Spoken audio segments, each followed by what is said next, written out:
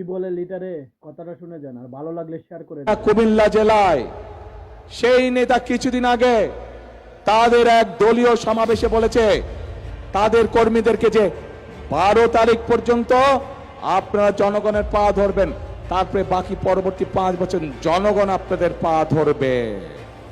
প্রিয় ভাই বোনেরা, চিন্তা করুন, এই রকম কথা কে বলতে পারে যে 12 তারিখ পর্যন্ত তাদের নেতা কর্মীরা জনগণের পা ধরবে, তাহলে 12 তারিখের পর থেকে জনগণ তাদের পিছে পিছে ঘুরবে, জনগণ তাদের পা ধরবে।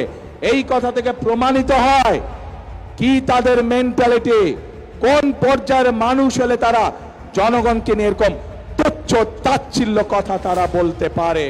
প্রিয় ভাই বোনেরা, ওই গুপ্ত সংগঠনের নেতা যেমন বলেছে 12 তারিখ পর্যন্ত জনগণের পা ধরতে, আমরা তার উল্টাটা বলি। আমি আমার নেতাদেরকে, আমি আমার কর্মীদেরকে বলি 12 তারিখ থেকে না, আপনারা 13 তারিখ থেকেও আগামী 5 বছর জনগণের পা ধরে থাকবেন। কারণ